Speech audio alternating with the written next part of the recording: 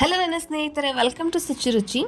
ಪೋಷಕಾಂಶಗಳಲ್ಲಿ ಸಮೃದ್ಧವಾಗಿರುವ ಬೂದುಗುಂಬಳಕಾಯಿನ ಸೇವಿಸೋದ್ರಿಂದ ಆರೋಗ್ಯಕ್ಕೆ ಯಾವೆಲ್ಲ ಪ್ರಯೋಜನಗಳಿವೆ ಅಂತ ನೋಡೋಣ.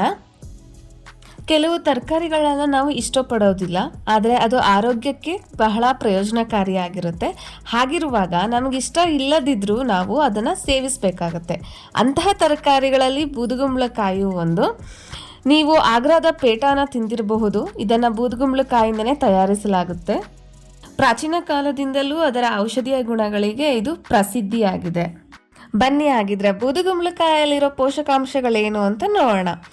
ಇದು ಬೂದುಗುಂಬಳಕಾಯಿ ಪೋಷಕಾಂಶಗಳಲ್ಲಿ ಸಮೃದ್ಧವಾಗಿದೆ ಎಂದು ನಂಬಲಾಗಿದೆ.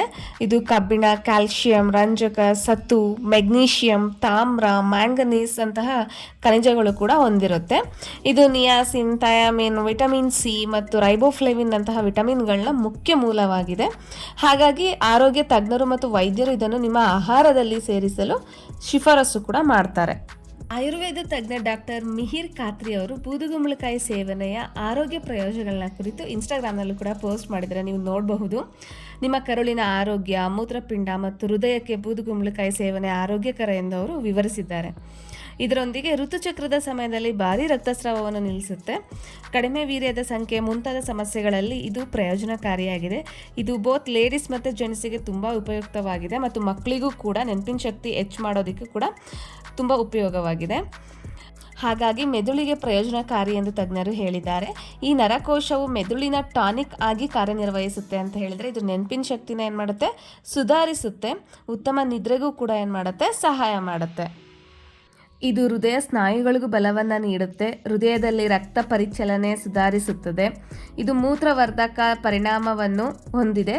ಇದು ಹೆಚ್ಚಿದ ರಕ್ತದೊತ್ತಡವನ್ನು ಕಡಿಮೆ ಮಾಡಲು ಔಷಧವಾಗಿ ಬಳಸಬಹುದು. ಈ ರೀತಿಯಾಗಿ ರಕ್ತದೊತ್ತಡವನ್ನು ಕಡಿಮೆ ಮಾಡುವ ಮೂಲಕ ಹೃದಯದ ತೊಂದರೆಗಳನ್ನು ಸಂಭವಿಸುವುದನ್ನು ನಾವು ತಡೆಯಬಹುದು. ಇದು ಹೃದಯವನ್ನು ಆರೋಗ್ಯವಾಗಿಡಲು ಸಹಾಯ ಮಾಡುತ್ತೆ.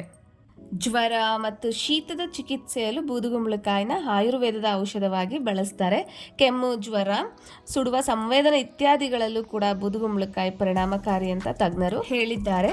ಮೂತ್ರಪಿಂಡಕ್ಕೆ ಬೂದುಗುಂಬಳಕಾಯಿ ಪ್ರಯೋಜನಕಾರಿ ಅಲ್ಲದೆ ಮೂತ್ರ ವಿಸರ್ಜನೆ ಸಮಸ್ಯೆ ಇರುವವರು, ಪದೇ ಪದೇ ಮೂತ್ರಪಿಂಡದಲ್ಲಿ ಕಲ್ಲು ಆಗುವ ತೊಂದರೆ ಇರುವವರು ಬೂದುಗುಂಬಳಕಾಯಿನ ಸೇವಿಸಬಹುದು.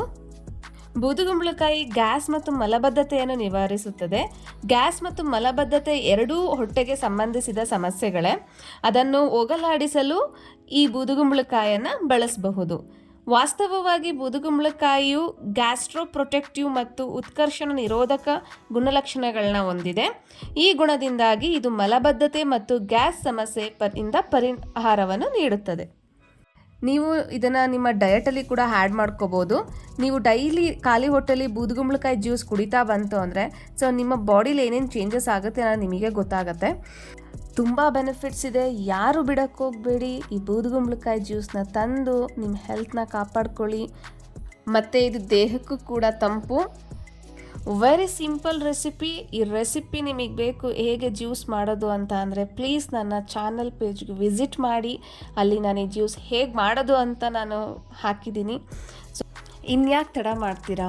ನಾಳೆ ಬೆಳಿಗ್ಗೆನೇ ಹೋಗಿ ಅಥವಾ ಇವತ್ತೇ ಹೋಗಿ ಬೂದುಗುಂಬಳಕಾಯಿನ ತಂದಿಟ್ಕೊಳ್ಳಿ. ಬೆಳಿಗ್ಗೆ ಖಾಲಿ ಹೊಟ್ಟೆಯಲ್ಲಿ ಮಾಡ್ಕೊಂಡು ಕುಡಿಯೋದಕ್ಕೆ ಸ್ಟಾರ್ಟ್ ಮಾಡಿ.